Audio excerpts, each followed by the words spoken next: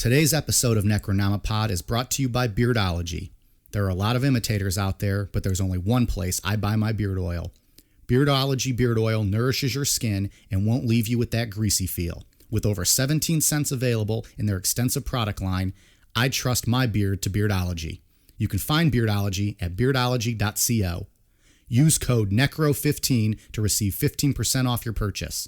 Beardology. Discover the best way to avoid the shave.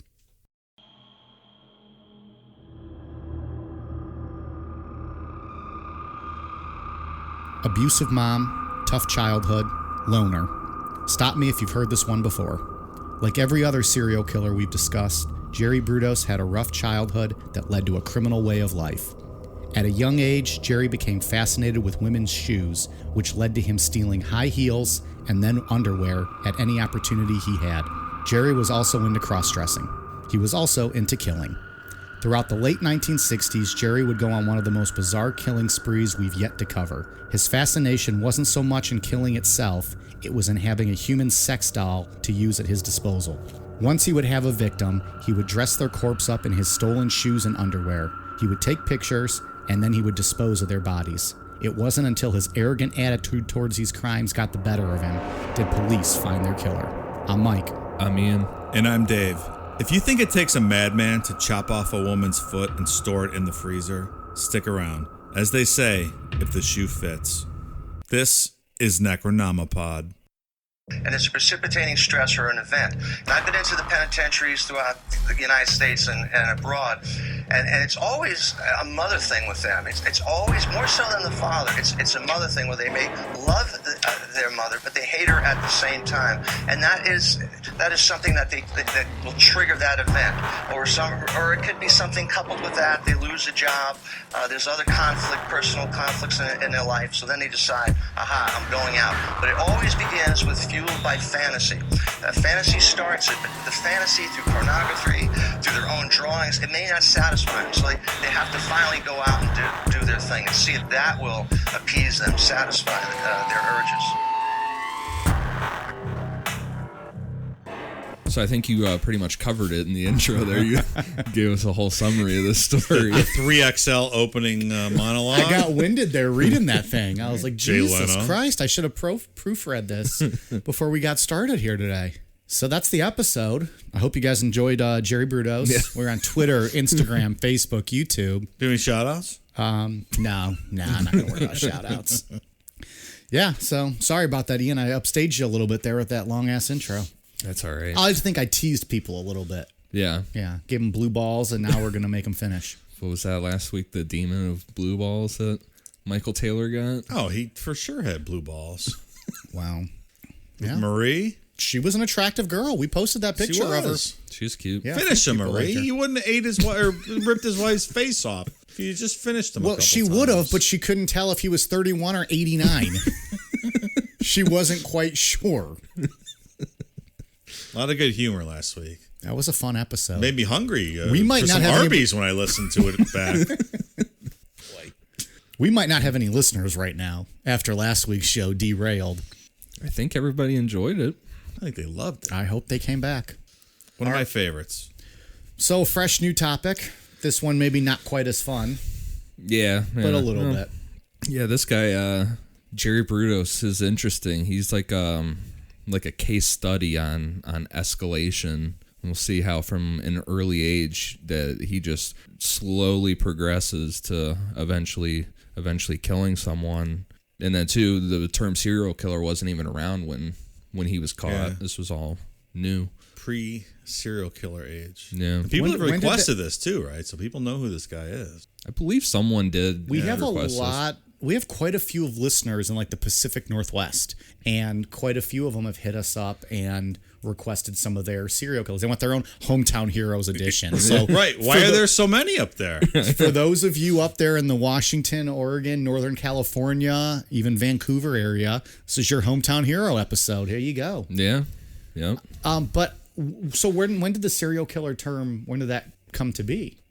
Like early 70s, mid 70s. Yeah, I mean, if you watch the Mindhunter show, of which Jerry Brudos is interviewed as part of that show, That's the original FBI profilers who kind of coined that term and did the background work on trying to come up with a profile for serial killers. Interesting. Yeah. And he got, he's lesser known because Charles Manson got all the media attention around this time. Yeah. He kind of... Wasn't someone else just upstaged by Charles Manson? No. Robert Bundy. Burdella was upstaged by Jeffrey Dahmer. By Dahmer, not Yeah. Bundy. And so, and Charles Manson, the Manson family kind of took all the, well, they did take all the media. I mean, that was a huge... So we're doing Burdella and Brudos, giving you like the deep tracks here of serial killers, Yeah. and then we'll hit you with the greatest hits later on. Yep. All right. So let's jump into it. Jerome Henry Brudos was born January 31st, 1939, to parents Henry and Eileen Brudos. His father, Henry, had a bad temper and had trouble holding down a job. And because of having trouble holding down a steady job, the family moved around a lot to different homes, and they mainly lived on farms until they finally settled in Salem, Oregon. Even though his father had a really bad temper, he was no match for his wife, Eileen. He was absolutely terrified of her, kind of like Kemper. Oh, yeah. The brutal mom. Same deal. Yeah. Yeah, a lot of these serial killers have these wicked moms. Yeah, it's definitely part of the soup. Oh, 100%. Throw a extremely abusive mom into that situation. Guys go off the rails. And then it leads to like a sexual infatuation with their victims as well, like with Kemper and like what we're going to talk about here. And a hatred of women. Yeah. They already had a boy named Larry, and Jerry was an accident and was hoped to be a girl. But when he was born a boy, he started out life as a complete disappointment to his mother. Well, that's a good start, then. Yeah. Fuck him. How dare he? Jerry, you should have been a Sherry. It's an ego booster from day one. Right. So his mom, Eileen, was a stay-at-home mom and would give Larry special attention in every aspect of life. And Eileen made it completely open and known that she basically hated Jerry from a very young age. Like he was probably, I mean, basically the whole time since like he could talk, 3, 4, she made it completely open that she hated him. Completely despised him. Fine woman. Serial killer blueprint alert. I mean, it's all right here. Yeah. And it was just because he wasn't a girl. He did nothing wrong. It was just born the wrong gender. How do you cope with that, you know? Yeah. And his father, like we said, he was terrified of her and didn't do anything to stop it. So Jerry was just stuck to a life of just constant belittlement and physical abuse from his mom. When Jerry was 5 years old, he was playing in a local junkyard and he found a pair of high heels. And from what I was reading about these high heels, they had they weren't just any old high heels. They had rhinestones on them. Like, fancy. It was the 60s, almost the 70s, man. Yeah, This was different times. so Jerry I took... think it was like 1944. Oh, yeah, it was. Oh, that's true. Yeah.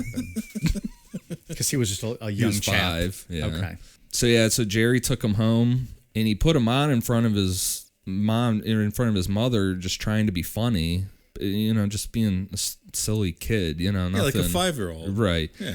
His mom was not amused and berated him for it, beat his ass, and told him to take it back, promised to take him back to the junkyard. 5-year-old kid.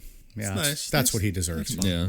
So obviously Jerry did not take them back and he hit him. And when she found him wearing them again, she took him outside, beat his ass again, and then burned the shoes in front of him, telling him how disgusting he was for wearing women's stuff. You're a disgusting little boy. What do you think his mom sounded like? Probably just like that. Okay. Something similar to that. Maybe a little more annoying though, but yeah. But the FBI profilers theorized that when even though he didn't know what sex was at this time, he was attracted to the shoes. And what they theorize is that when his mother burned the shoes in front of him, mixed with her open hatred of him, it infused sexual feelings and hatred that would eventually result in serial murder. All the way back at 5 years old. The mind is a complicated thing. Yep. After this incident, Jerry found that his first grade teacher kept a pair of high heels in her desk in case she had somewhere to go after school, like a date or something. Jerry took the shoes and hid them under a pile of blocks so he could take them home later, but he was seen by another student who told on him. And the teacher wasn't mad at him. She was just told him it was wrong to take things, and she was, from her account, was just confused as to why a little boy would want her heels, but whatever. She wasn't mad about it. Yeah, you wouldn't expect anything vulgar or crazy with that. But Jerry recalls this as being extremely embarrassing to be caught like this. Because to him, it was like a sexual thing, or he didn't understand it was sexual. The sexuality of it, but he understood what those shoes meant and felt to him. Right. Yeah. So he said it was very embarrassing. So now he has two extremely negative experiences tied to this fetish of shoes that he doesn't understand as a fetish yet. And being called out by older women in his life, authoritative women. Yeah. Do we have all this information due to the FBI interviews later? Is that how we know all this background information? Yeah. Okay. Yeah. Because he likes to talk, right? Like he once he was in captivity, like he was very open, like Ed Kemper. Maybe he wasn't the showman of Kemper, but no one could be Bumblebutt. Yeah, no, he was. Yeah, he was very arrogant. Kemper wasn't really arrogant. He wanted to be everybody's friend, and he just wanted to get to the punchline. Don't ruin his punchline. Yeah, yeah. Well, you tell that guy, Jim don't Jones' ruin punchline. You guys laughed at that way more than I expected. What did he tell the guy in the interview when he was rushing? He was like, "Don't interrupt me. You're going to ruin the punchline, or something. You're going to ruin the bit. You're going to. That's what it was. The bit." He's freaking locked up in jail talking to the FBI, and he's trying to do a routine. Yeah. So at this time, too, we're still in like the 5 to 6 years old range. Jerry became friends with an older woman who lived nearby, and he spent a lot of time with her, and she didn't treat him like shit. So wait, what 5 or 6 year old is friends with an older lady? What's the logistics around this setup? Maybe she just felt bad for him, and his mom was a piece of shit, so she'd let him come in, hang out with him. Maybe like that Myrtle. I can't remember her last name. The Myrtle lady that took in Jim Jones during the day when he was just wandering around, locked out of his house at 4, 5 years old. I mean, babe, I'm thinking it's just like a lonely elderly lady, and she sees this kid walking by, and he's talking to her. They just chatted up. Okay. I can't remember what age I was. 10? There was an old lady that lived down the street from me, and I would go over to her house and hang out. She'd give me unfiltered cigarettes. Hell yeah, nice. She was old as fuck, but I would just hang out there and smoke cigarettes with her. I was going to have a similar story, and then you got all evil on me there with the cigarette one. We had an elderly lady that lived next to us when I was a little kid, 5 or 6, and she lived like in the upstairs of like a duplex. And I remember I used to go up there and hang out with her and talk to her. My mom would be like outside, like knew where I was, but yeah, I think she just liked the company, and I was just a little kid talking to whoever listens. Was there any fellatio involved in either of you two stories? Probably his for the cigarettes. No, I mean, no, I think she just wanted someone to smoke cigarettes with her. I mean, I might have been younger than that. It was like 4th grade. I don't know how old I would be in 4th grade. Now, Dave asked me about my Catholic upbringing. I had the same Catholic upbringing as you, buddy. The priests were looking for something to smoke with me, but it wasn't cigarettes. Dang. It was crack. It was crack cocaine. And dick. Get us back on track, please. So this older woman, she eventually she had diabetes and didn't take care of it, and she got really sick, and it got to the point where where Jerry couldn't go to her house anymore, and then she eventually died. Aww. And then Jerry, at this time, he also had his only other friend was a little girl in school who died that same year from tuberculosis. This guy can't catch a fucking break. That's all these serial killer stories. It always starts out. Yeah. So, but instead of being sad about it, Jerry reacted. He was really angry about it, like mad at the universe for taking his only 2 friends from him. I would be too. Yeah. Sucks. But what's weird is that he took this anger with him through the rest of his life, and when he talked to the FBI profilers, it was like these incidents were all intertwined. Like if they asked him about the burning of the shoes, he had to talk about the little girl and the older woman. Or if they were talking about the little woman or the little girl and the older woman, he always brought up the burning of the shoes. Like all three of those things were like intertwined, even up until he was an adult and was caught. So it was all one big pile of shit to him, I guess. Yeah. He couldn't separate one from the other. It was all, yeah. I mean, and I guess at 5 or 6, those are pretty formative years. So, yeah. Being shamed for something that you don't understand and then having these people die, I guess. They all affected him the same way, right? At least to him. This is interesting. Like I said before, he's like a case study in escalation, and still at this early age, like 5 or 6, he escalates to actually interacting with another human regarding this fetish that he doesn't know is sexual yet. Jerry's parents had over a family friend who had a teenage daughter, and the girl wasn't feeling well, so she went upstairs to take a nap, and Jerry snuck into the room and saw that she was sleeping with high heels on. So he snuck up and tried to take them off of her, but she woke up and like freaked out, flipped out on him, and said, like, "Get the fuck out of here," This kid's got balls, man. Yeah, I'll give him that. But it's interesting that age to actually escalate it to the point of trying to take them. But does he even know he's doing anything wrong? I don't think he is at that age. He doesn't understand. Yeah. But like I said, it's just this. His story's so weird. I with get it. The escalation. I'm just in his mind. He might just think he's being innocent and just likes her shoes, so maybe he's going to go try to take them off and look at them. Well, I guess when you're 6, do you know you can't steal your teacher's shoes? But I don't know if you. I guess so. I just don't know. Was he even stealing them? Stealing's wrong at the age of 6, but I mean, I don't know. I wasn't. I think I would think, is it strange to be that young and be that obsessed with one thing at that early of an age? At this age, I was so obsessed with pro wrestling, it was not healthy. Yeah, but I mean, like... it was not healthy. like shoes, or just like one object, to be so obsessed with it. I mean, I don't know. He likes what he likes, I guess. It's pretty bold to go in there and pull him off a sleeping lady. Yeah. Kudos. I mean, a 5 or Brudos. 6-year-old being that into high heels is odd. Yeah. I don't think there's anything wrong with it. No. I mean, just relatively speaking. Right. In this case, there absolutely is. So, yeah, I mean, so this teenage girl, obviously, she flipped out. Like I said, told him to get the fuck out of there. After this incident, the family, they bounced around, like we said, that they moved around a lot. And they moved in next door to a family that had 2 teenage daughters and a little boy that was Jerry's age.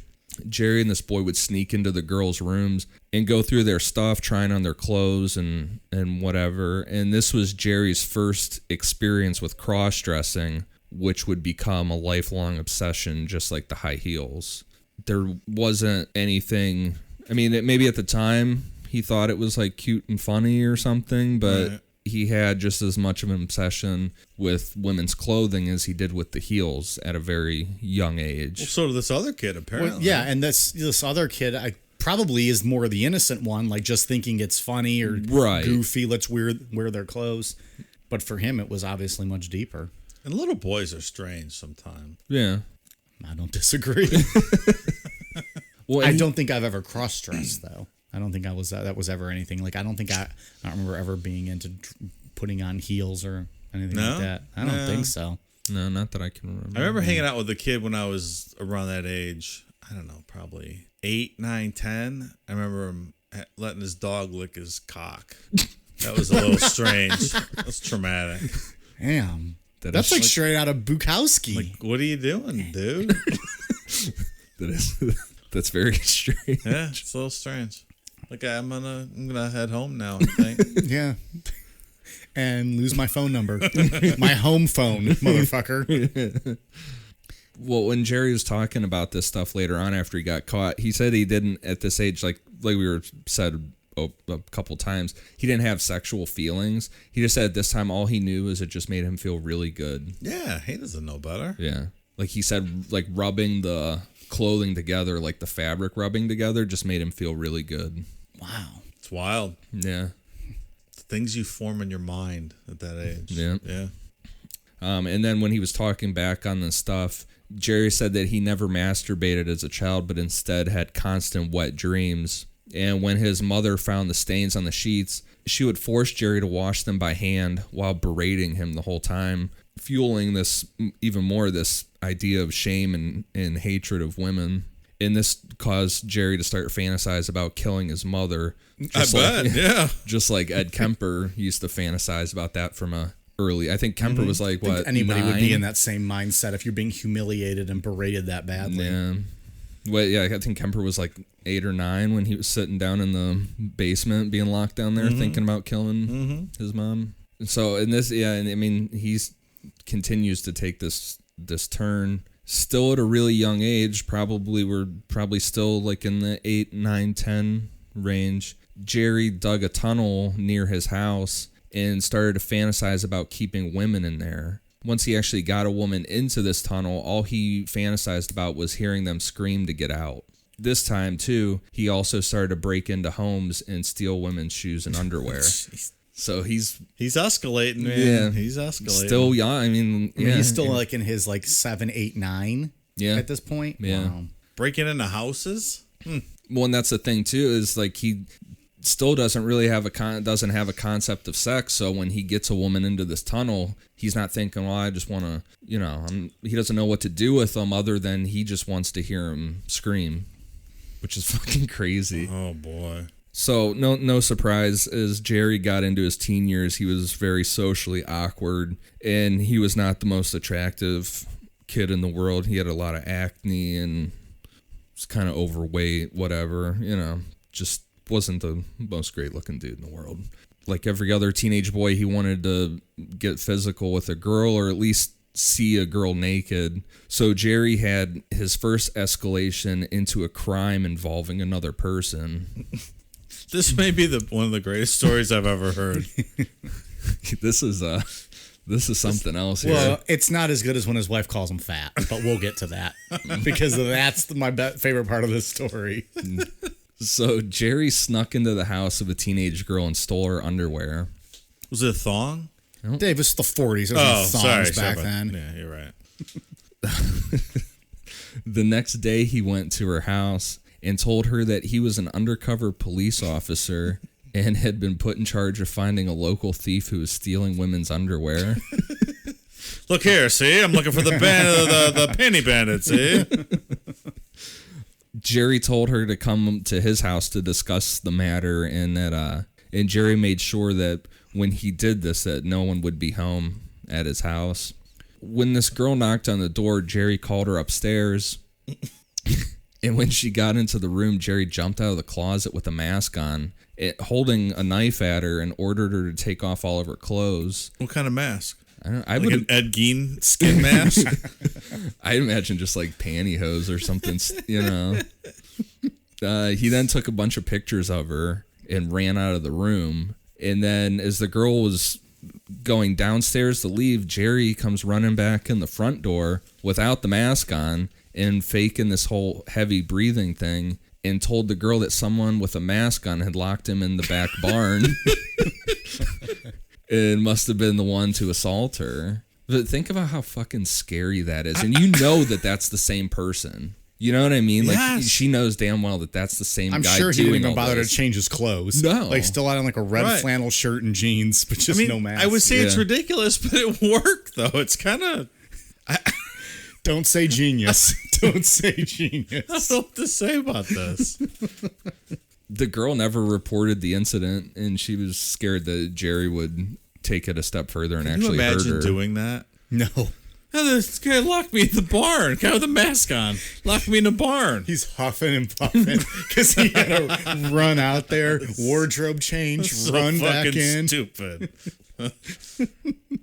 I imagine him like running out to the barn. He trips. He's got to get back up. He's trying to grab all of his stuff. It's just it's really stupid and really really evil at the same time. Yes, and very bold. Yeah. Yeah, as a teenager, like 13, 14, doing something like that. How old was he? 14 years old? Somewhere in that Like age group. the cops told me I have to investigate the panty bandit in the neighborhood. So please come to my house. I don't think those were his words, but the panty bandit. That's an awesome term. Like, I wonder if the girl was just like, fuck it, I'll just go along with this guy and see. Like, she probably didn't think like this kid was gonna hold her at knife point, and like do all this. But so because Jerry thought he fully got away with this, he ramped up his next crime. At the age of 17, Jerry convinced a girl from school, let him give her a ride home. Instead of taking her home, Jerry drove her out into the middle of nowhere. He forced her to get out of the car and ordered her to take her clothes off like the other girl. But when she said no, Jerry got pissed and started punching her in the face and broke her nose. Thankfully, a couple happened to be driving past and pulled over. Jerry tried saying that the girl fell out of the car and Jerry was just trying to help her. And the people are obviously like, that's not fucking real. No. Yeah, I don't think that happened. And then he changed his story and said that when he saw someone attacking her and he stopped to try and to stop the person. Oh, you don't believe that? Well, because what really happened was that I was just driving by and someone was attacking her. The girl's like, this motherfucker just punched me in the nose. So yeah, I mean, no one was buying this shit. So he was driven back to his house, and the police were called, and he was arrested. When the police searched Jerry's room, they found the pictures of the girl that he had committed the first assault on, and all the women's shoes and underwear that he had been stealing. This is weird because there's evidence that Jerry had kept underwear and shoes that he had stolen as a teenager all the way up until the day that he died. The day that he got caught. So it seems like the police just kind of had this boys will be boys attitude and let him keep all these underwear and shit. But at the same time, how are you going to prove or know those are stolen? Like, you're just going to see piles of underwear. Like, you might think it's weird, but what are you going to do? Open up a crime and find out, like, the case of the missing panties? Like, who do these belong to? Well, I would assume that people were noticing that in their local neighborhood that someone was stealing underwear. Because he would pull it off clotheslines, too. He wasn't just breaking in houses. Okay. Like, if people were hanging them on the clotheslines, he'd go and grab them. Okay. It's just lazy. I'm just cops, wondering, like, probably. would people even know if one pair of underwear was missing? Like, if someone broke into my house and stole a pair of my boxers, I don't think I would ever even notice. No. But I think a woman probably would. I mean, I don't know. Maybe. I don't know. But there's, like, movies from around this era with, like, college dudes doing, like, panty raids and shit. It's just a different time, yeah. I mean, that's I just mean, like, I don't think the cops would have even given really much thought to it. Right. Like, they're more focused on the actual crime, not worrying about panties and heels, Yeah. which could be his mom's. But, like, the whole panty raid idea, that's 100% a crime. Like, that's ridiculous. Yeah, You can't do that. Well, I'm not sure what a panty raid, I guess, Like, is. what would be a movie that would have an example of that or something? You know, like college dorm shit and breaking into the girls' dorm and stealing underwear and stuff. Well, I'm not saying that wouldn't be, but when you have someone saying that they were physically assaulted by a guy, I feel like that's going to take precedent over them worrying about a pile of clothes in the corner. I think back then the police were probably dismissive of women and their complaints and things like that, and I could see this happening. Yeah, I don't know. Either way, they didn't pay time. attention to it. Yeah. Yeah, I mean, they obviously, it did seem like they just said, fuck it, let him keep them. I still want to know from the listeners out there, if someone broke into your house or snuck into your house and stole one pair of your underwear, would you notice? I'm willing to bet most people wouldn't. I think women would. Really? I think so. If you stole like my favorite Chase Elliott boxers, then maybe so, but don't touch a man's Chase Elliott boxers. Yeah, I mean, I 100% would not know. Yeah, no. I don't know. Maybe girls would. I don't know. But I feel like if he was just doing that to one, I mean, and he probably wasn't being very selective with it. He probably was just taking as much as he could. But I don't know. Do you think he liked like stained granny panties too, and he would take those home and that's probably all there was back then. It was the 40s, right? It sounded like he was just grabbing. Well, as far as the shoes, like a grab and go type situation for the underwear, but the shoes he was real picky about. He wanted like the if heels. he saw a shoe that he liked, he had to have it, kind of thing. But the underwear just sounded like he was grabbing them. But that wasn't his favorite. He was there for the shoes. Right. All right. But you can literally see the progression playing out here. Yeah. One step at a time. It's going from the being very interested in these things to breaking and entering and stealing to now physically assaulting someone. Yes. What's going to come next, Ian?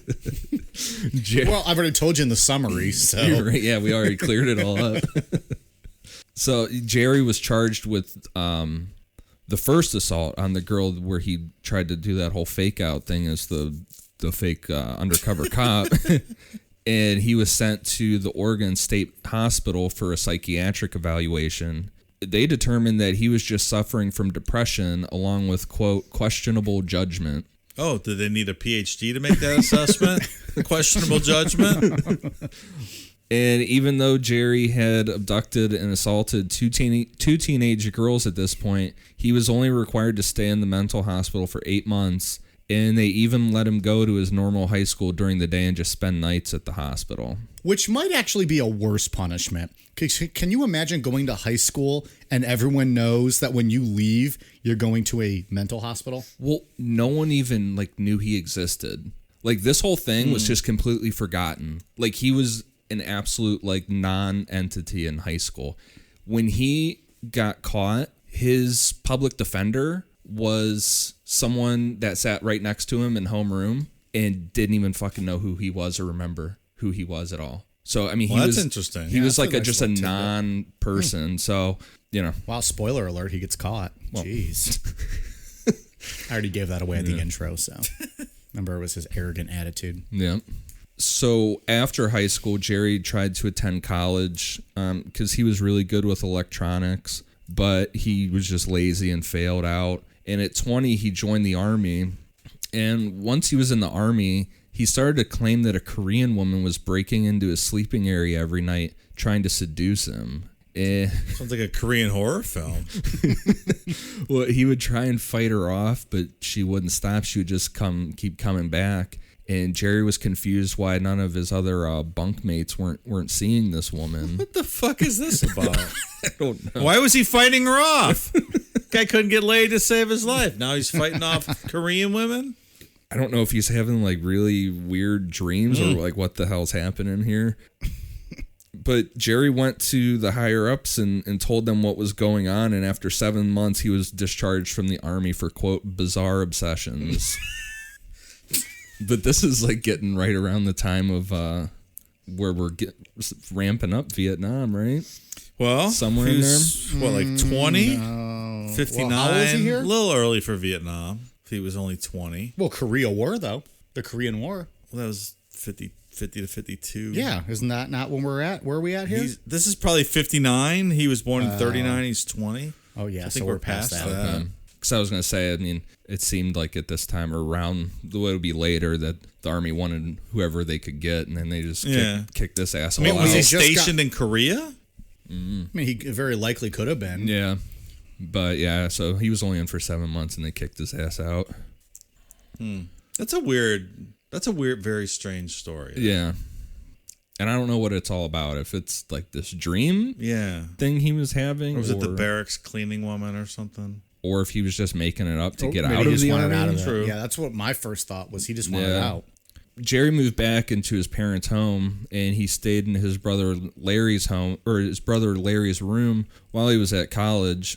But when Larry came back to live with the parents for a while, Jerry was forced to go live in a shed in the backyard. Sorry, Jerry. Larry's back.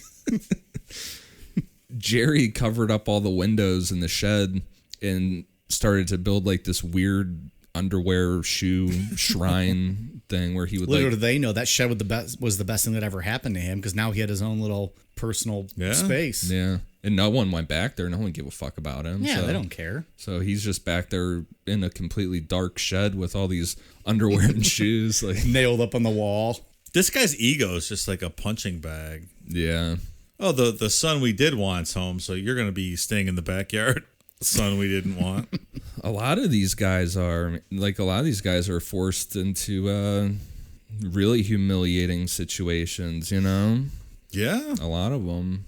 Like Charles Manson was it his uncle that he had to go live with for a while, I think? Or no, maybe. I don't know. But he was forced to because he was acting up, he was forced to wear a dress and do his hair like a girl and go to school way back. And he got fucked with. No shit. Yeah, and Henry Lee Lucas was forced to go to school dressed like a girl. Like, all these guys have really demeaning, humiliating things happen. Those are trigger points, but that shit fucks you up. So while Jerry's out there living in the shed, he continued to escalate his behavior. He would start stalking women who were wearing shoes that turned him on. And when the coast was clear, he would go up behind them and just choke them out and steal their shoes. And then once he got back to his shed, he would just like cuddle up in bed with them and sleep with them.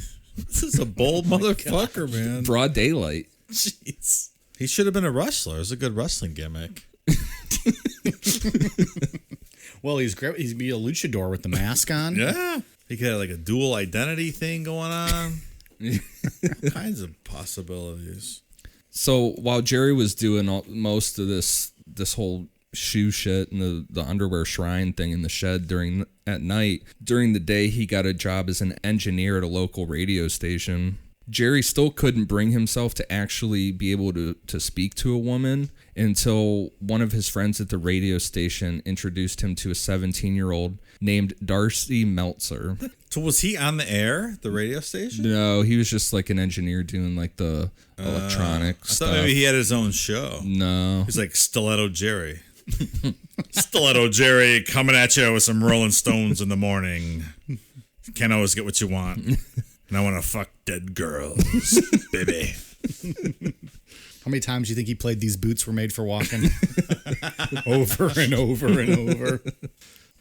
For whatever reason, Jerry was able to talk to Darcy, and she was real into him. And just after 6 weeks, she ended up pregnant, and they got married. Nice score, Things Jer. turned around for this guy real quick. Real quick. He's a baller at the radio station. He's got a wife. Well, I feel like, too, like Darcy probably didn't know any better. She was only 17, and he's in his 20s.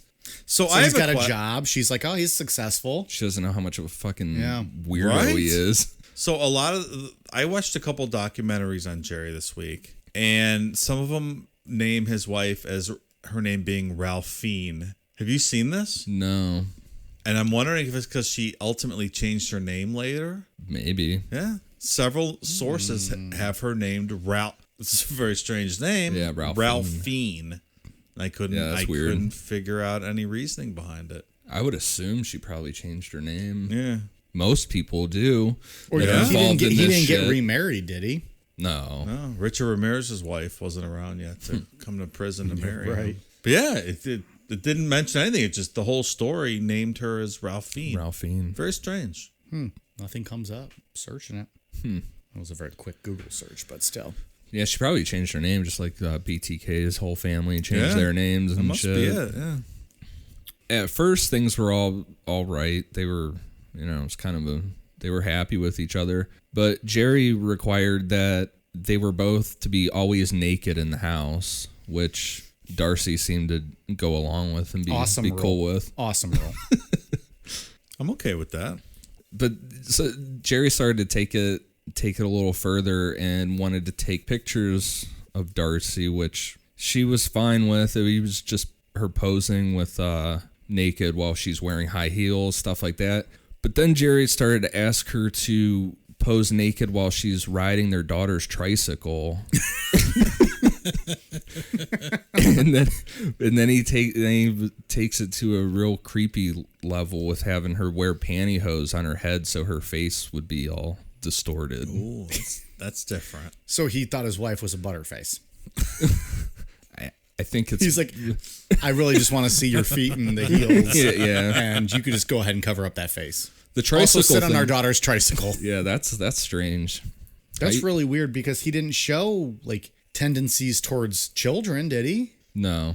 That's just odd. I don't know what the tricycle thing's all about. Yeah. But I mean, how are you going to have your kid ride that tricycle after? Yeah. It's kind of weird. Your wife's shit stains on it after riding it you naked. Clorox bleach. He's not cleaning up that mess. You don't think so? I don't think so. He's too busy developing the photos in the shed. So once their daughter, Megan, reached toddler age, Darcy put her foot down this whole constantly being naked in the house thing, because I mean that's super fucking weird at that point when a kid can remember things. You think? Jerry completely ignored his daughter because she was a girl, and then later on when they had their son Jason, he gave him all the attention, essentially just completely repeating what his mother had done to him his whole life. So Dave, go ahead and make your Jason joke or whatever from the movie. No, nothing. Jason Voorhees? Yeah, I'm sure you had a Jason Voorhees joke written in there. No? Okay. I was just giving you the opportunity to make the joke. I would have liked the sorry. Jason Voorhees joke. Wow, we were all... Now he let everybody down. We were all expecting it when we read that part. That's one of my favorite jokes so far in this podcast. What was that? When you were telling us the plot of the movie. The movie Yeah. plot? The Russian Jason Voorhees. Ivan. His name was Ivan. That was pretty funny. Because they had the camp up there on the mountain. Was that the Dyatlov Pass episode? Yes. That's That was still a one of my great favorite episode. episodes. That one and the Annalise Michael exorcism one are Yeah. two of my faves. Annalise was here last week. She stops in from time to time. Yeah, she wanted to talk to Country Mike. Country Mike does not like us actually much. I had a conversation with him the other day. We were texting, but he has a flip phone, so it takes him a while to respond. He does not like us, though. So I don't know. By the time their son Jason was born, Darcy had become just disgusted with the thought of having sex with Jerry, and she spent most of her time out with her friends. And then Jerry spent most of the time in the garage working on various projects because he was into all the electronic stuff. And while his mother, who he openly hated at this point, just how she would say it to him, he just would let her know at every turn that he hated her. She would be inside taking care of the kids. So you foist your awful mom on your own kids now? Yeah, thanks. Jerry was out at at a local store and saw a woman walking by with high heels on that he liked. And this time, instead of attacking her out in the world like he would, just waiting for the coast to be clear, Jerry followed her home. And he just kind of stayed outside and watched. And when he could tell that she had gone to sleep, Jerry broke into her house, choked her unconscious, and then raped her. And doing this, Jerry found out by accident that it wasn't just the choking of the women that really got him off. It was the lifeless woman's body. This was kind of a happy accident for him. Like, oh shit, this is what I've been looking for the whole time. Yeah. A dead body. Did he kill this woman? He did not just kill choked her. her out. She was unconscious, and then he raped her. Did he just like pace in front of her house or like hide in the bushes? Yeah, probably just hid out there and waited to see the lights turn off. So more incrementalism, one step closer. Yeah. Escalating it a little bit more. But Maybe the original screen door intruder. yeah. Yeah, so it's just kind of weird. And a lot of these guys have this too, where it's like an accident that they find what gets them off. Like John Wayne Gacy, his first kill was an accident, and he's like, "Oh, this is great." Yeah, like this is what I've been looking to do. Like, Oh God. So that's kind of what happened here. Is that he wanted a lifeless body. So after Jerry realized that this is what he had been looking for the whole time, which, like we said, is just basically like a human doll, he started to fantasize about new stuff. And now he started to fantasize about having a huge freezer full of dead women that he could just take out and do whatever he wanted with, and then just put them back in whenever. And Yikes. just a rotating cycle of basically human dolls that he could do whatever he wanted with. We didn't have any sex dolls back then, so... I was actually He wanted his thinking own about that. version of sex dolls. What's that? He wanted his own real life Yeah. version. Like of maybe it. that's all he needed, right? I was actually thinking about that, like if one of those would curb somebody that had these type of fantasies. Right. What's the difference, right? I mean, I would assume, Well, there's probably. unless you're really getting off on actually killing them, like the process of doing that, Yeah. which I would assume has a big part in it. But I wonder if that would like curb. Right. At Plus, least to there's some that whole degree. foot shoe part of this thing that's interesting. Yeah. Would the doll satisfy that shoe fetish part? I mean, you could put some shoes on it, right? Yeah. But does it? I've never seen a sex doll in person. Does the foot? I don't believe that for a second. Does the foot look like a human foot? They look like real people. Yeah. They look like real people now. How do you clean sex dolls once you ejaculate inside them? I guess is my question. I don't know. Well, Dave, as I said, I've never seen one, so I would not know.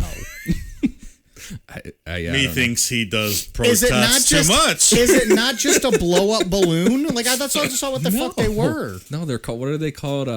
Like the real doll. Yeah, right? real doll. The yeah, real they're doll. called real doll. How much do those things fucking cost? Like thousands of A dollars. couple, 5-10 grand. Let me guess. You've never seen one up close. We get it. No, but now I want to. I wish I would have. Google it. Google break it. Well, that's not going to help me Type in much. real doll. It's you experts fucking over here. There's that. I just remember listening to Howard Stern. He had the real doll conversations over the years, and the guy brought the real dolls in. How do you clean it, though? I actually just saw something. In the news I can't about tell if this is a real doll or like a 3D like graphic Let me image. see it. No, that's one. God damn. Oh, boy. That doesn't look like an act. Like the photo looks like a fake image. Are you saying you want to fuck the real doll? I'm just saying these are a lot different than what I expected. I only knew of blow-up dolls. I did not know all of that existed. Yeah. Does she talk? I don't know. We'll have to look that up. Yeah. Now you can't ever say you've never seen one before. Dave's like, does she talk? Hopefully not. Is there a deaf mute model? Yeah. It'd be interesting if that would curb it, though, to some degree. Because, yeah, I mean, now that I see what they look like, you put shoes on them or whatever. I saw that there were. I'm going to go ahead and say it won't. I saw that there was something about child molesters because they were making real dolls that were children ones. And there was just laws put down on those that they can't sell those anymore, Really? ship them, for like child porn reasons. Because Okay. you're basically selling a Well, model I'll tell you of a a good child. story. Years ago, I needed a Halloween costume. Oh, boy. And I wanted to go as a priest, but I wanted a little boy bent over in front of me in my priest costume. So I had my wife trying to find me a little kid doll. Yeah. And she called, like the porn shops. They're like, no, we don't sell like shit like that. Fuck off. She got scolded. So I just made like one of those Halloween straw-stuffed little boys. And I bent them over in front of me, tied them around my waist, and I was a priest with a little boy bent over in front of me.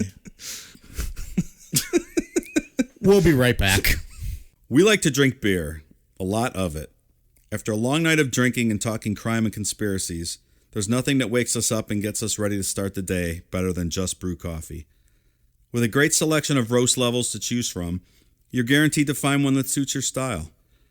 Small batch roasted to highlight the unique features of each coffee bean, Just Brew coffee caters to both casual and hardcore coffee drinkers alike.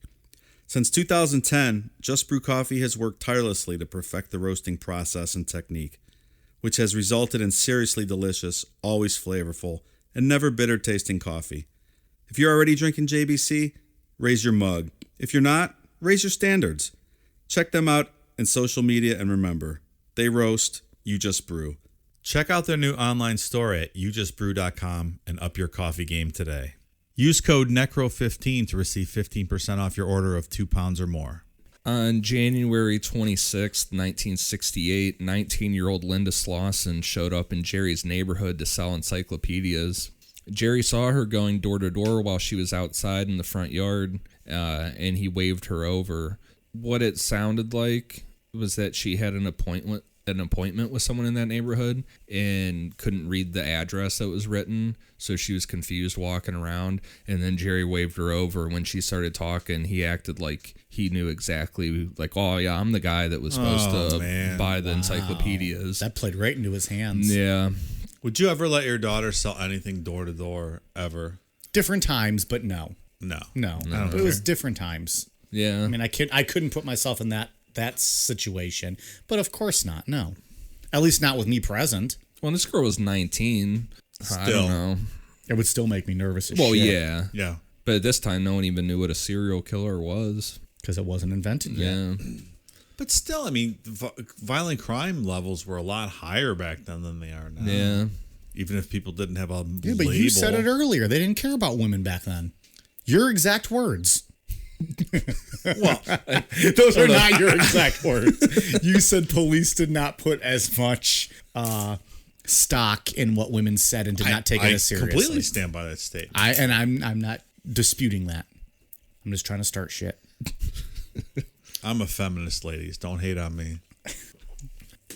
Tell us more about Arby's, Dave.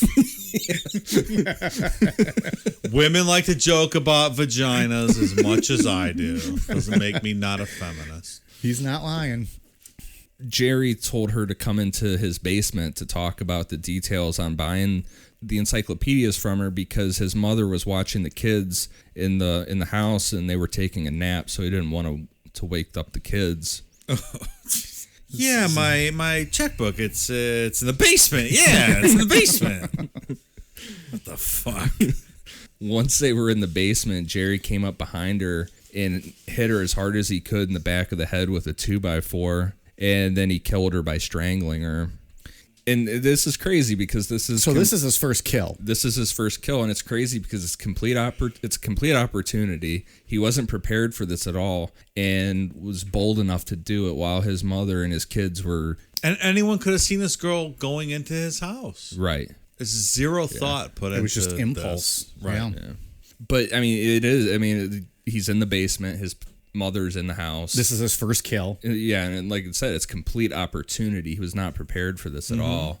So he hid her body under the staircase and then went upstairs to told his mom to take the kids out for lunch. Just call me like, hey, take the kids out for lunch. You know, I got something going on.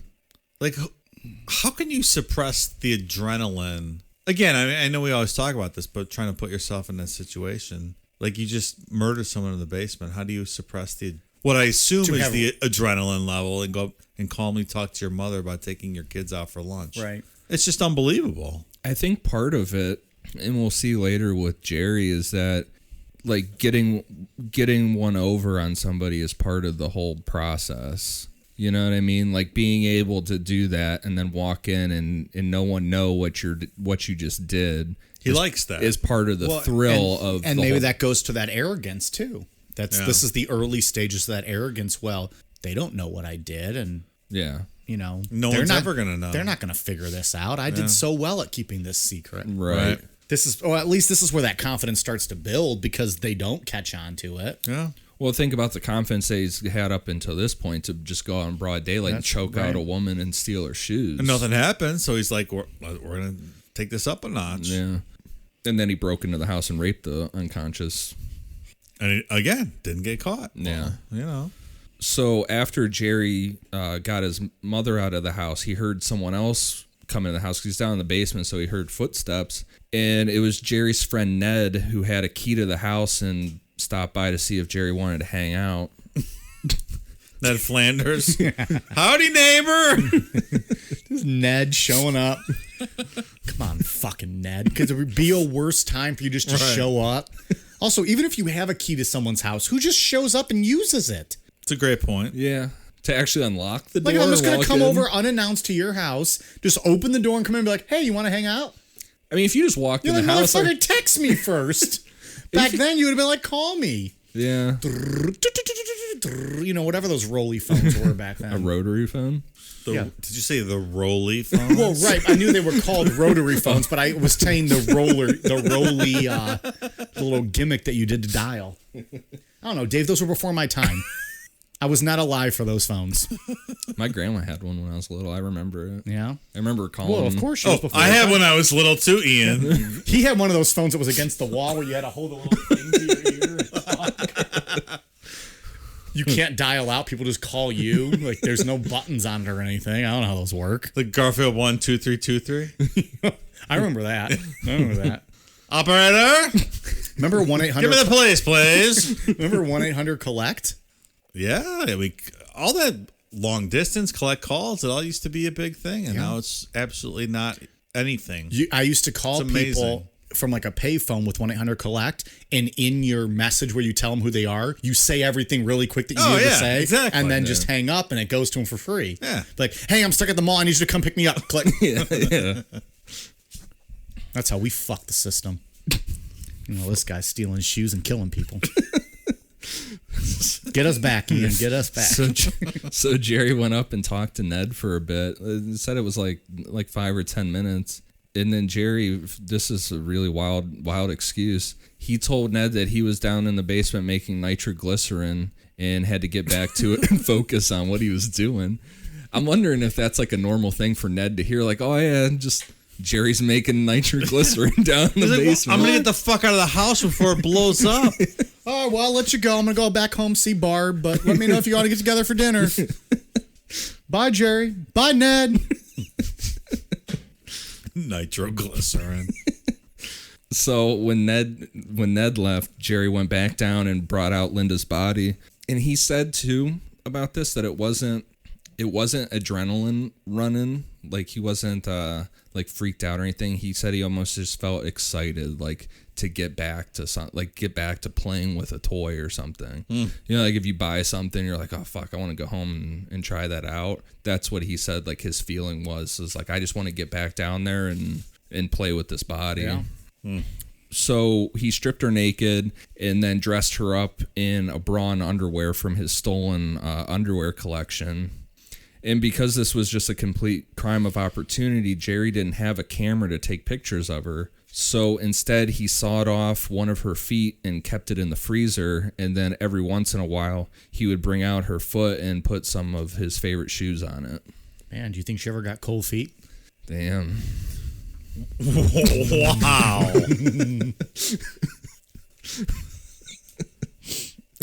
That was just not a good joke. That wasn't even that funny.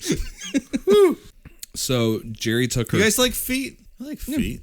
All right. Like sucking on women's toes? Nah, It's not a fetish for me. Like I'm not into it, but I'm not against it. I'm just okay with it. I get the foot thing. It's all right. But again, I don't think this is feet. This is shoes, Yeah, right? this is shoes. Which is weird. The foot's the mechanism to show off the shoe. And that's what's weird for me. Like if you're into feet, you're into feet. It's a body part. Yeah. Everyone's into something different on a person's body. I get that. The shoe one's a little bit different for me, and I'm not judging it, but I'm judging you if you're cutting off people's motherfucking feet to show it off. But the shoe fetish is weird to me because you would think the good part's the feet. Right. So I don't know. I just can't wrap my head around getting off on the shoe. Yeah, it's the physical shoe. Yeah. The physical shoe, yeah. You would think it would be the feet that he would be attracted to. Yeah. Do you guys like the perineum? Tain't nothing wrong with that. You guys are full of the jokes tonight. What's the perineum? The taint, dude. The taint. Tain't nothing wrong with that. That joke went over my head. Anyway, we can move on. Much like Sade. Do you guys remember that YouTube kid that went viral a couple years ago with the video where he kept saying "shoes, bitch" over and over again? No. You don't remember that kid? That sounds horrible. That's all I thought of. Shoes, bitch. Yeah, That's all he said it in like this real, like kind of feminine accent. You never saw that kid? No. That's all I thought of the whole time, typing out about shoes over and over again. It's this kid saying "shoes, bitch" all the time. I don't think I ever want to see that. It sounds pretty funny. It is funny. Jerry took her body to a bridge and pulled over and jacked up his car to look like he was fixing a flat tire. And then he threw her body into the water below. And with all these bodies, he would take a piece of a car, the transmission of a car, and use that to weigh down their bodies. So after her foot started to decay too much for him to use it anymore, he threw that over to the same bridge, and her remains were never found. So what do you think it was like the last time he used her foot? Like he took it out, he's modeling a nice stiletto on it. It's like, well, little pieces are falling off. Yeah, there's like maggots on this. Like, maybe it's an internal debate whether it's time to get rid of it or not. Like it's really not that sex anymore. He's like, I really don't have time to go out and get another foot. I'll just use it this one last time. He splooges on it, and then he's like, all right, tomorrow, puts on his grocery list like foot. That's like Kemper with the heads. He kept those 2 girls' heads for a while. Yeah, he kept those well past due date, didn't he? Yeah, he kept those for like 2 weeks. I mean, there's a shelf life on this stuff. Yeah. Mm-hmm. Yeah, that's what I think about. Like even seconds after they're dead, I'd be like, oh, they're decaying. You know, like I don't know. That's just, I couldn't do it. No. I also couldn't kill someone. Thought you were going on a different path there. No, I'm just going to leave it at that. Did you mean seconds after they decay or seconds after you finish in their decaying body? No, I would mean seconds after you see a dead body, you're thinking like, oh, this is no longer fresh. Okay. But I like to think I'm a rational human being, so I would not be in this situation to begin with. Very true. So after this murder, Jerry and his family moved back to Salem, Oregon. And it seems that Jerry picked out the house that they bought because it had a large garage space and the fact that there was a breezeway in between the garage and the house. So first, Jerry put a huge lock on the garage door, and then he installed an intercom system from the garage to the house and told Darcy, his wife, that she was only to communicate with him through the intercom system while he's in the garage. Well, I have that at home in my office. I don't think that's that weird. An intercom system? Yeah, like my wife has to buzz me through intercom request access to my office. She has to request permission to come in. She doesn't. I was going to say, that doesn't sound right. She has a script she has to go to. It's like, master of my womb, moon of my stars, grant me entry to your inner sanctum, pretty please, with bourbon on top. And then I buzz her in. What's that first part from Game of Thrones? Moon of my stars. Guess you had to watch Game of Thrones to get that one. Master of my womb, moon of my stars. That's what she has to say. Master of my womb. Oh, God. The Game of Thrones. Jesus Christ. My face hurts. Ugh.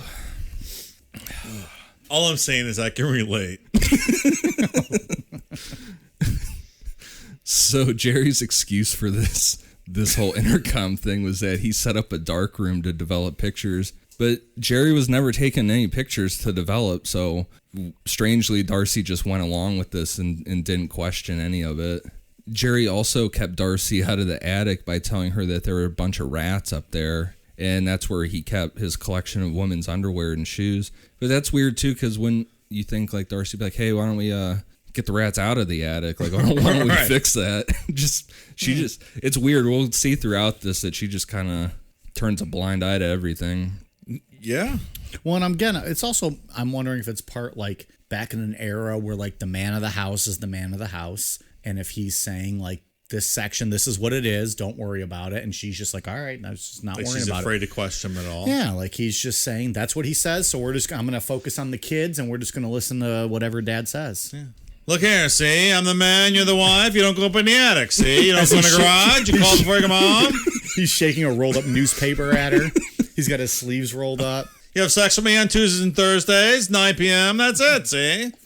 I like how your husband voice is the same as your detective voice from earlier this episode. My 1930s voice. Isn't that how everyone talks? No, now we're in the late 60s. Oh, you're right.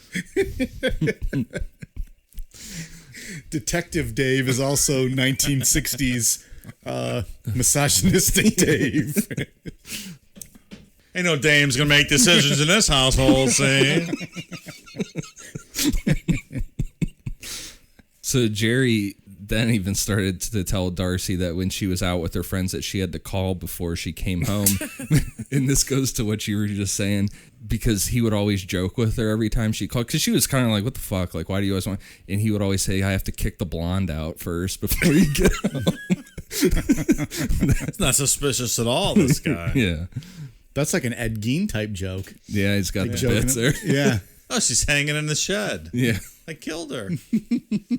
So things even continued to get more bizarre between Jerry and Darcy. One night, Darcy made a comment that Jerry had gained some weight, and Jerry got up and left the room and came back wearing full women's lingerie and like, I don't know if you said it while we were recording or not, but like the 16 size high heels, and just silently stared at Darcy for like a good 10 seconds. Didn't say a word, just stared at her, and then asked him if that made him look slimmer, and then just turned around, walked out of the room, came back, dressed what he was wearing before, and didn't say a word, acted like nothing ever happened, and she never said a word about it. This is the best part of the whole story. It literally and is I my- want to do this. It's my favorite part of the whole story. Does For this Halloween, make me look can- slimmer? For Halloween, can we all go as Jerry Brudos, just called by your wife, you're looking fat, dressed in lingerie man, and we'll just walk around the neighborhood in high heels and lingerie? How do you like me now? Yeah, and then just never acknowledge that we ever did it. But think about for that like we were saying, that time period, like man of the house thing, like how fucking bizarre and weird would that be Darcy to have? Oh my God! This huge, over 6 foot tall guy, over 200 pounds, come walking out in high heels and shit. First, she would probably be like, "Where the fuck did you get those huge ass high heels?" No like, questions asked, though. I know. No yeah. one said a word, right? He just stared at her, and Yeah, then she never said anything about it. So Asked, weird. does this make me look slimmer? And then just leaves. So 10 months after his first murder, Jerry would commit another crime of opportunity on 23-year-old Jan Whitney. On November 26, 1968, Jan's car broke down while she was driving home. Two young guys were walking by, and they stopped to help her out. And when Jerry was driving by, he decided to stop. Jerry told them that he could easily fix the problem, but he needed to go home first to get his shoes shoes. Go Mechanic shoes on. go home first to get his tools. So Jerry took the two guys and Jan in his car, and that's like a security thing. Like, I'll take the guys with me, you know. yeah. And then they happened to be on the way home, so he dropped those guys off first, and She was already at ease. yeah. And when they got back to his house, he told Jan that they had to wait until his wife got home because he didn't have the key to his house. Which is flag one. Yeah, well, the whole Come on. Yeah. It's ridiculous. After some small talk, and she's sitting in the back seat this whole time too. So after some small talk, Jerry got into the back seat with her and asked her if she wanted to play a game. Jerry asked her to close her eyes and then asked her to describe tying a shoelace without using her hands. When she did, Jerry took a leather strap and strangled her. But before she was fully dead, Jerry raped her in broad daylight in his driveway. And then when she was finally dead, Jerry took her to the garage. And like his first victim, dressed her in lingerie from his collection. But this time he had a camera ready to take pictures. This guy is just a bold motherfucker, man. Yeah. Broad daylight in his driveway of his house. Yeah. When he was done taking pictures of her, he had sex with her corpse, and then he hung her from a hook in his garage. Jerry kept Jan's corpse for 5 days, and every day he would come home from work and do the same as before, dress her up, have sex with her corpse. And like he kept Linda Swanson's foot, Jerry kept a trophy from Jan too. He cut off one of her breasts and filled it with sawdust, mounted it to a board like someone would mount like the head of a deer or a fish or something. Like a trophy. Yeah. Put it up on his wall. Yep. So, what does that girl smell like on day 5? I mean, come on. Yeah. He doesn't have like a full freezer or anything. Yeah. She's just hanging from a hook in a garage, and he's... Yeah. Jesus. That's what I don't get. It's that. unbelievable. I would start thinking about that from the second that she died. Like, oh, now this is just a decaying body. I mean, but on And day 5 5, you can have sex with this decaying corpse. I mean, that's... Not to sound like super, like getting the crazy details, but when you strangle somebody, everything empties out. Mm-hmm. Bowels, everything empties as soon as they die. So... Something to think about. Yeah, just that's why they used to. There was And they're hanging, so gravity's going to do its job. well, that's the old saying from way back with public executions was don't ever go underneath the gallows or whatever, because when they hung someone, just shit and piss, everything would just all drain out of them. So you got to think that garage probably smells fucking disgusting Absolutely. at that point, unless he was doing a really good job of cleaning it, but I'm sure he wasn't. Yeah. Again, hard to imagine. So and then going to even more just not wanting to accept that something was way off with Jerry, Darcy found the mounted breast, and Jerry told her that it was just an experiment that was for a novelty paperweight. Like what kind of? It's filled Dave, with do sawdust. you have one of those on your desk? I do not. Paperweight. No, he's got the cock version. I don't. Okay. It also works as like one of those stress reliever balls. He just squeezes it when he's stressed. How fucking stupid to say it's a paperweight. It's filled with sawdust. A paperweight. And There is some willful blindness going on. a with, lot of this. Darcy Brudos. Yeah. But I guess why would you ever think like you wouldn't necessarily think that your husband's doing all of this? But you would have You to think wouldn't something. though. I don't know. All clues lead up to it at this point. I mean, what? But like I'm trying to put myself in that mindset, like we talked about Right. earlier. You would never expect your spouse to be doing that. So you might believe what they're saying if you're finding a few of these things. Yeah. I'm not giving her the benefit of the doubt. I'm just trying to put myself in her mindset.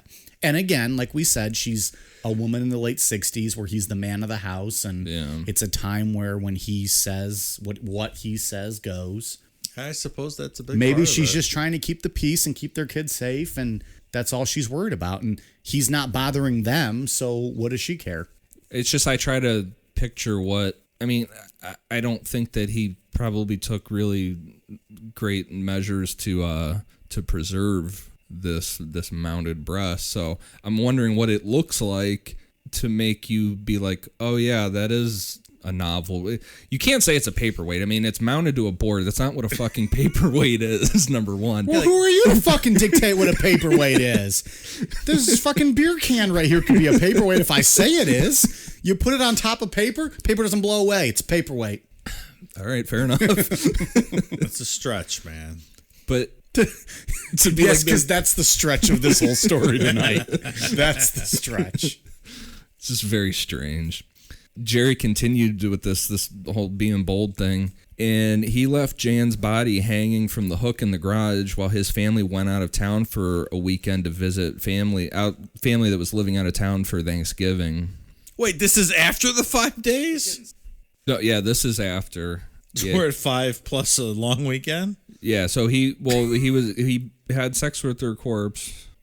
Yeah, so yeah, after the 5 days, then he went out of town for sort of vacation for Thanksgiving. So and left her body hanging by just a weird chance accident. While they were gone, a drunk driver veered off the road and wrecked into Jerry's garage, partly busting open the garage door. Police checked out the scene and either didn't notice or just completely ignored what you would assume would be the smell of a rotting corpse coming out of Jerry's garage. And all the police did was leave a business card for Jerry to call when he got back in town because they didn't want to do an illegal search. Think about like nowadays, if you get caught just with the scent of scent of weed, you're Probable fucked. cause. We're going in. SWAT team. Yeah, you're fucked. Also, just what are the odds of that? Yeah. He's got that body hanging in his garage, and a drunk driver happens to crash into that garage. Right. That's crazy. And then the cops, of course, missed that opportunity. I find that I kind of You think they're looking the other way on this? Like you were just saying, Dave, we're days into this body hanging. You're going to smell it. Now you've opened the garage at least partially. You think the cops look the other way, Ian? They think it was like a deer carcass maybe hanging or something. Like, that would be the only thing. Yeah, who knows? But as a cop, you would not look or think. Like, there's got to be a different smell between like a road kill or like a hunting kill and a rotting corpse. Well, I don't know. I'm not a hunter. I don't know. Well, I went back and I was telling you, I went back and watched that documentary about Dahmer that it mainly focuses on the guy that showed up at his apartment and then interrogated him. Mm-hmm. He compared the smell of death from a human, different than an animal. The human smell of death to coffee. He was like, you could go travel around the world. You go to a different country where they don't have coffee, and for like a year you don't have it. You forget what it smells like, whatever. You come back and someone's making a pot of coffee. You're like, boom, that's coffee. I know exactly what that is. And he was like, that's what the smell of a human body is. It's like it hits you, and as soon as it hits you, you know what that smell is. Yeah. So it seems improbable. yeah, it seems unlikely that they would come into a half busted down garage door with a body that's been there now like 8 days and not smell something. It's very weird. Yeah. Or is it just cops not wanting to do extra paperwork? Who knows? Yeah. Yeah, I mean, they might have just been like, oh, fuck, we don't want to do, you know.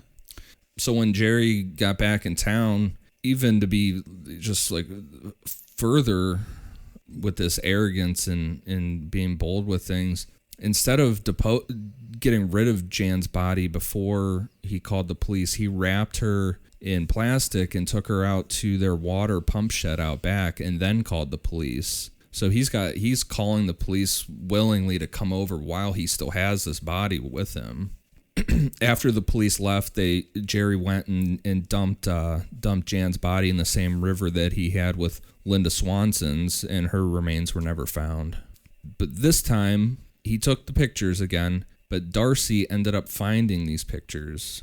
And Jerry's excuse was that he was developing pictures for a college kid that he knew.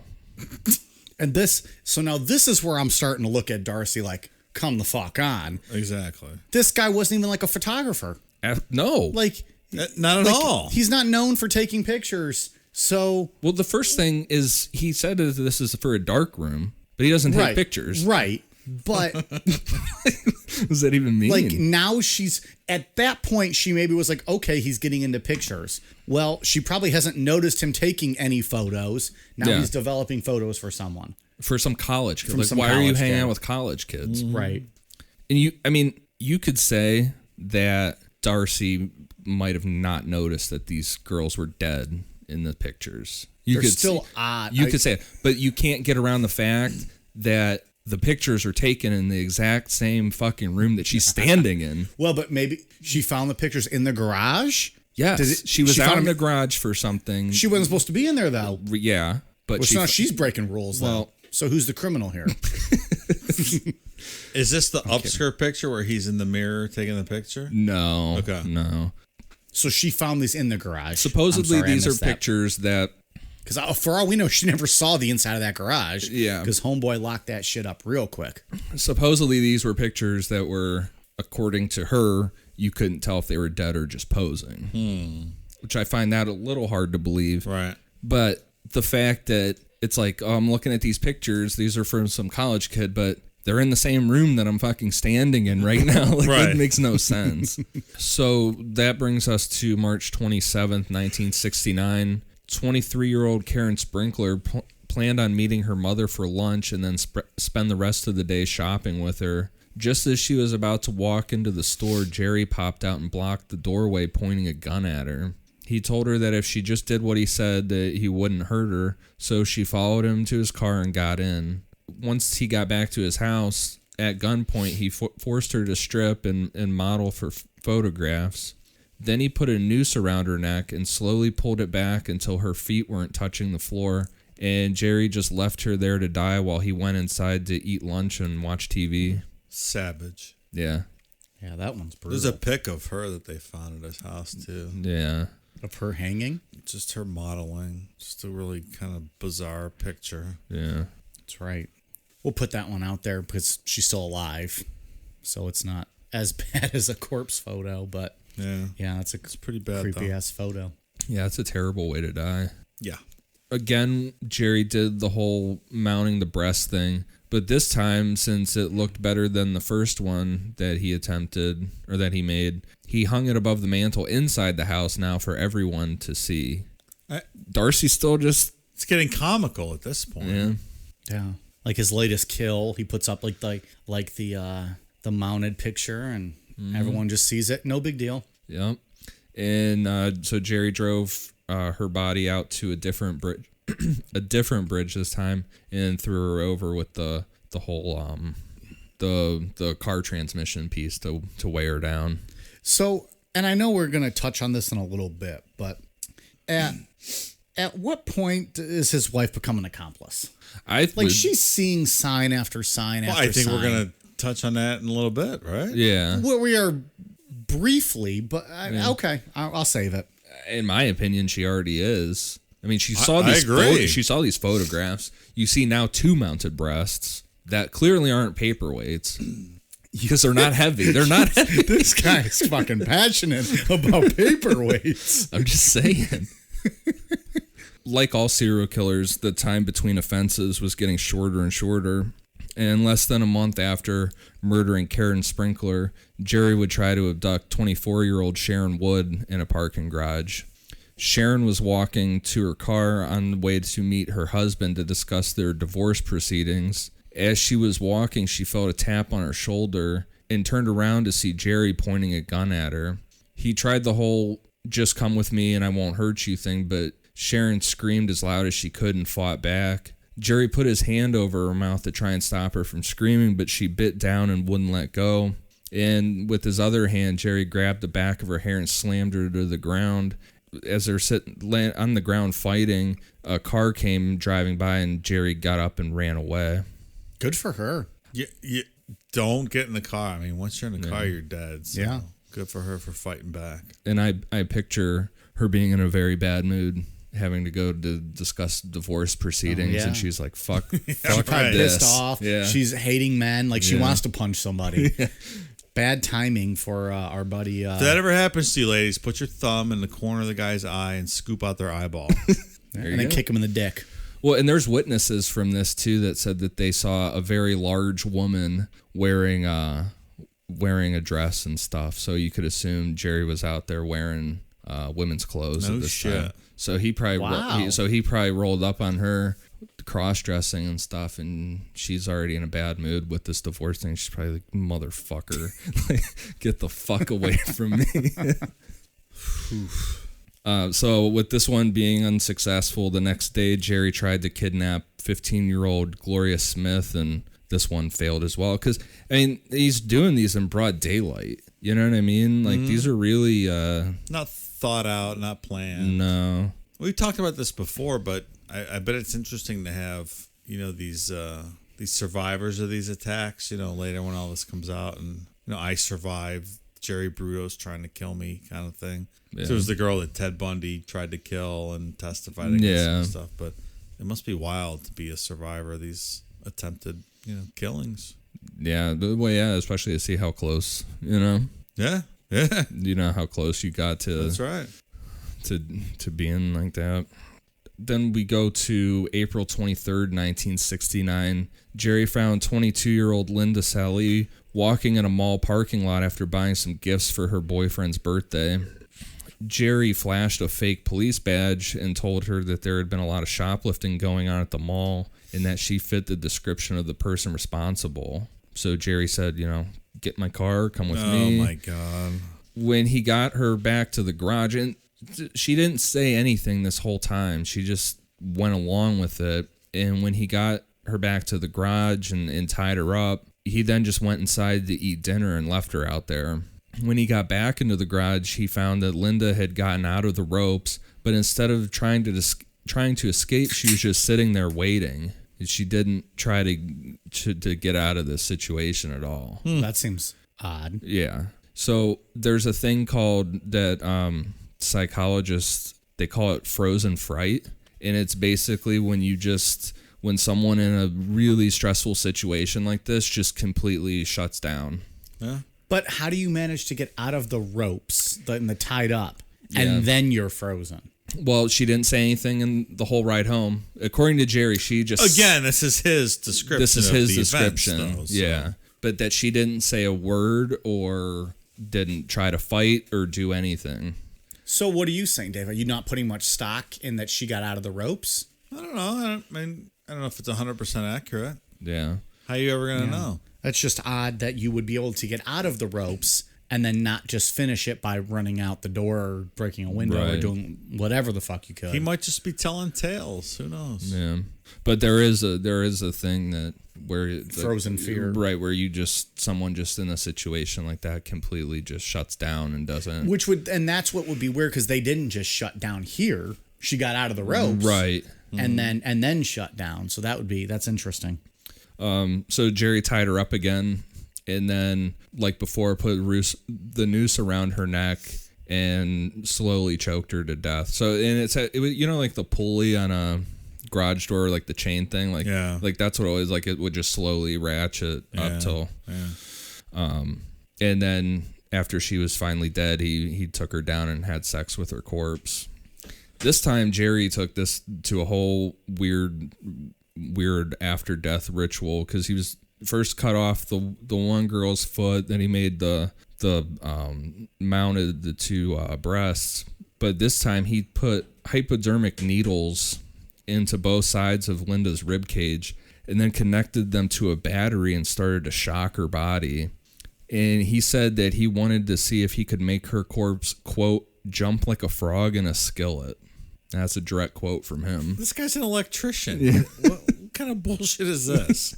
So this failed because he didn't have enough electricity to do anything, to make her body do. I don't even know if that would really do anything anyways, but... He took the whole neighborhood grid down. What do you mean he didn't have enough electricity? So it didn't work the way that he envisioned it, and he took her body to the same bridge as before and threw it into the water. That's a wacky little subtext. Yeah, there. it's just strange. Really strange. But it's important to note that there was a police task force set up around this time that were working really hard to find these missing girls. It wasn't like the police from before that kind of turned a blind eye to that whole garage door thing. But they didn't have many leads to go on. It was just like these girls just vanished into thin air. They caught a break when Linda Salih's body was found floating in the river because Jerry didn't tie her good enough to the car transmission. He used to sink her body. So what the police found was that whoever did this was likely an electrician because they used knots that were only used by electricians to tie the wire to her. Not smart. Yeah. Jer. So that's their first lead. Not smart. Come on, you didn't get that? Yeah, I got... No, I wasn't thinking that. That's pretty good, though. That was the best thing you said all night. Probably the only good thing you said all night, really. I don't know that game. Damn. That's not a very nice thing to say. What is it? Moon of my stars, or how does she say it? No one likes Game of Thrones. It's Master not even of my funny. womb, moon of my stars. Yeah, moon of my stars. Ha ha, so funny. Everyone's laughing. Just because you have never watched the greatest show in history of television. Some of us that's can't your afford fucking HBO, problem. so thanks for making rich people Hey, jokes. I have all the seasons upstairs. You can borrow them. Your torrents and all that. You're gonna No, go I actually paid for them. I have them up in my living room. Maybe Sunday, instead of watching a bunch of jackass hillbillies drive around in left-hand circles for They don't 5 race at hours. 10 o'clock at night on Sunday, so that has nothing to do with it. That's an illegal statement. Technical foul. Roast mode over here. Technical foul. Oh my God, it's so exciting. These guys are driving cars around in a circle. He's and mad that he making didn't, left turns. He's mad so he didn't, exciting. he didn't get his own knot joke. Oh, they're pulling off to get some gas and new tires. Woo-hoo. Yeah, it's real life. Not worshiping stars and moons. Oh my God, they're passing. That's awesome. Jerry continued to get more arrogant and more bold with stuff, and he actually wanted to start interacting with women, not just coming up from behind them and choking them or whatever. So he started to hang around college campuses to try and find a date. And when that didn't work, he started calling random dorm rooms and just asking randomly for women's names, just like throwing out names, just to see if someone was like, oh yeah, that's me, Susie. I mean, Beth. I mean, Hello, Liz. Jerome calling for Betty Lou. I mean Betty Jane. I'm sorry, Mary. Mary. Is Connie there? So weird. Is Betty Jane Rottencrotch available? It's Jerome. This whole story is absolutely ridiculous. It's very, very strange. So Jerry was successful in doing this 3 times, and every time he told the girls that he was a Vietnam vet with ESP. Like, that's how he knew to that person was going to be on the other line, that he He's had a little ESP. old, right? To be 30s, right? 30s. well, at it was this what, point? 1969? So he was So it 30. was like as Vietnam was going on, so you could have been. But I mean, a little old to be calling college dorms looking for college girls, no? Or do they like the older guy thing? Well, I think he just liked that age of feet in his heels. I think he liked those. He didn't like the girls. It was the shoes, right? I think he liked the look of those. No, I don't mean him. I mean the girls. Like, why is this 30-year-old guy calling our dorm trying to get dates with 19-year-old ladies? Well, but maybe he played it off like he was the young vet. Like, he's back from war. He's a hero. The whole thing is just really... It's ridiculous. Yeah.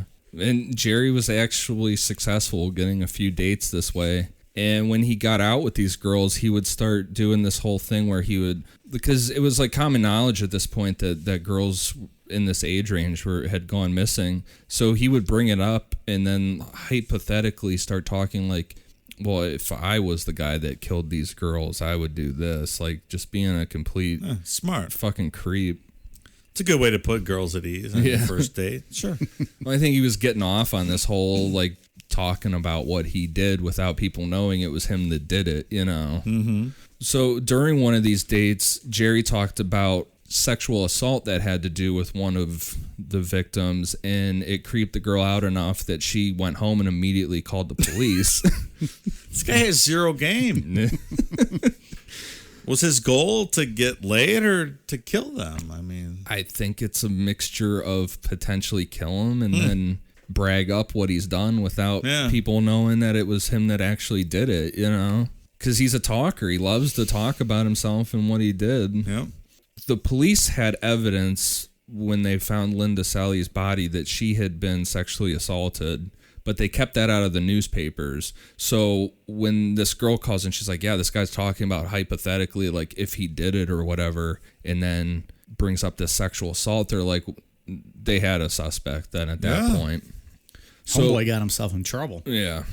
So the police told the girl that to contact them immediately if Jerry ever called her again. In about a week, Jerry called her wanting to meet up and said that he was in the neighborhood so they could meet up in about 15 minutes. She told him that she would come hang out with him, but it would take her about an hour to get ready. And when she hung up with him, she called the police immediately. And in an hour, when Jerry showed up, the police were waiting for him. And I didn't put it in the outline, but when Jerry showed up, the police were waiting for him.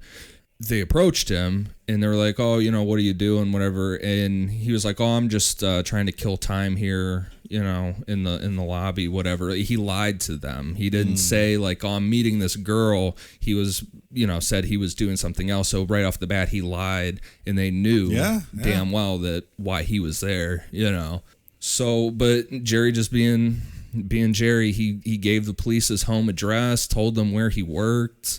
He didn't hold back talking to them at all. And the police were able to pinpoint down that between Jerry's where he lived and where he worked was in close proximity to where all these girls had gone missing, the body washed up, and the neighborhood where the first victim who was selling the encyclopedias went missing.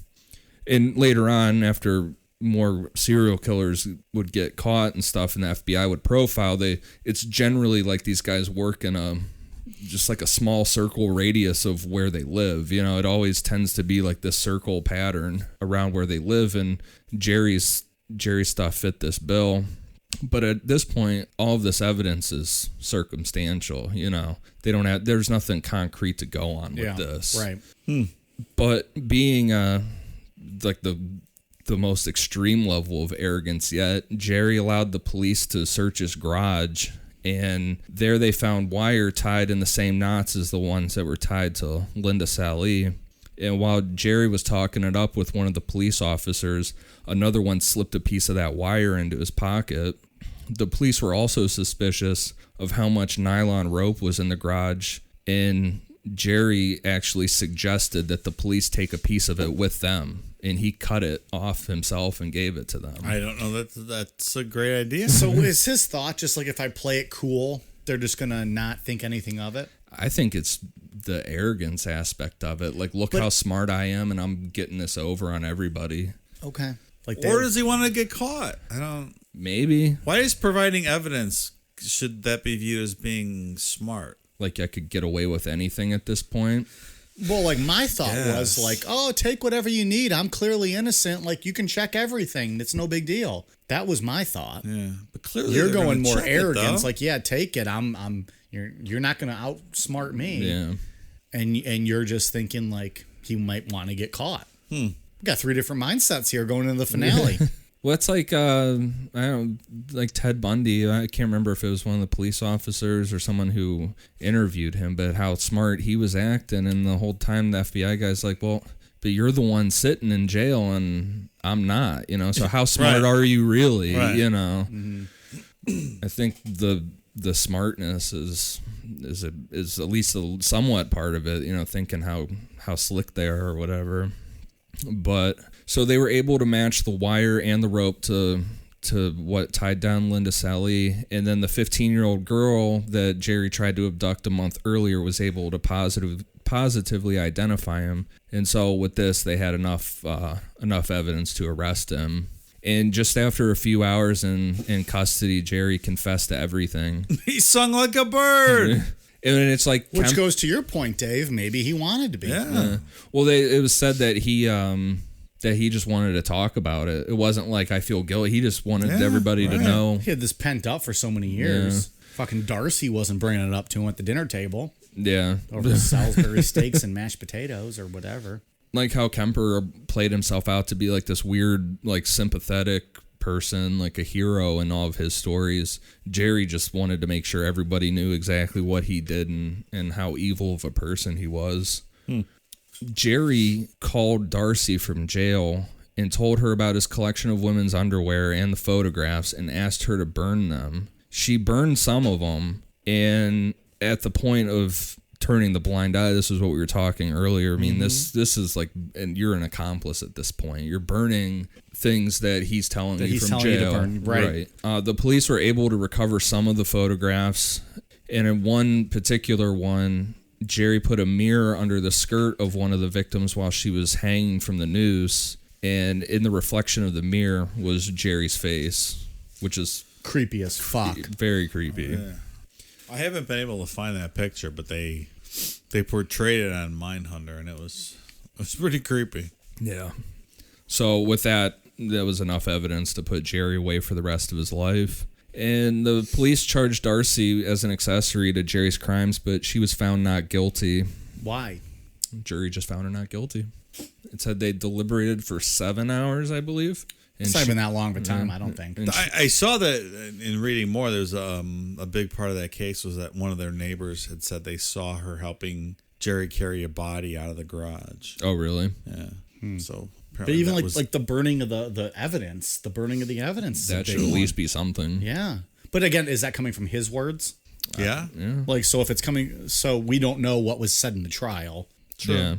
But I mean, at some point, you can turn a blind eye to this. I don't just disagree. For so long before it's like, Right. So Jerry wasn't well liked by fellow inmates. He was raped in prison about 6 months into his sentence. Yeah. Fuck yeah. Jeez. Well, he's a piece of shit. He filed numerous appeals and came up for parole in 1995, but everything failed. And he died in prison on March 28th, 2006 from liver cancer. And at that time of his death, he was the longest incarcerated inmate in Oregon and had served 37 years. So he's like the OG, the first one. Not the first one ever, but the first one right before they coined the term. Interesting. That whole serial killer term thing is fascinating. I didn't realize that was like a 70s gimmick they came up with. There's a couple good books by those FBI guys, Robert Ressler, and I can't remember the other guy's name. Yeah, Douglas. Yeah. Are those the guys from the show? What's the show? It's the composites on the show are based on them, but yeah, they were the FBI profilers. But what is the show called? Mindhunter. Mindhunters. Yeah, Robert Dressler just had a new book come out. Really? Mm-hmm. Yeah, it sounds interesting. I can't remember the name of it, but it sounds interesting. There's a great scene in Mind. Did we talk about this earlier? I don't think so. A scene in Mindhunter where they come to interview Jerry and they bring him a size 16 wide black heels, and he just looks at him, goes over and sits on the other side of the room, starts jerking off in the room. The FBI agents. He's so excited. Yeah. He loved them. 16 heels. That seems awfully big. 16 wide. What does that mean? They're wide. Yeah, Wide but 16 also big, right? So he could put them on though. Yeah. Oh, I see. Yeah. So did he put them on and then I start? think he was just looking at them. Yeah. Okay. Splooging. Doing his thing.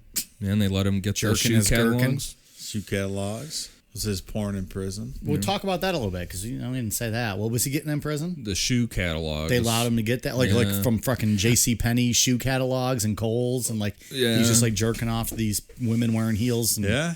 I think the FBI guys gave those. That was part of the deal for him to talk. he'll talk and give him some fucking Give him his shoe porn. catalogs. porn.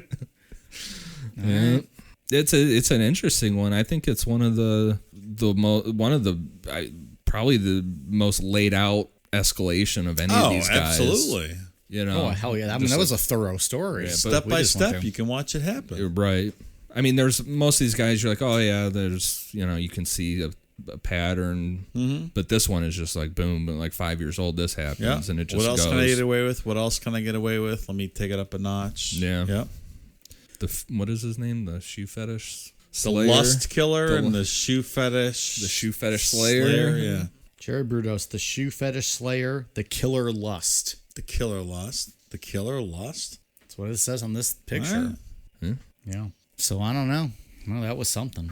Ian, you got anything else on Jerry Brudos for us? Any fun facts? Any tidbits? Did we cover it all? No, I think we covered everything. Dave, you got anything else on Jerry Brudos? No, sir. What shout outs we got today? So for iTunes, I've got T Heath 74 and Kelsey Marie, and then Christina on Instagram sent us over a message asking about Patreon. So we're working on it, and if anybody has any ideas or anything like that, send them our way. But it's something we're looking to do something with that soon. Yeah, hopefully soon. If you're interested in that, let us know. Because we'd like to do it if we think we can make it work. So hit us up if that's possible. Also, the iTunes reviews, what's been going on with that? I mean, they've been like shooting up like crazy, I feel like. Yeah, And back down.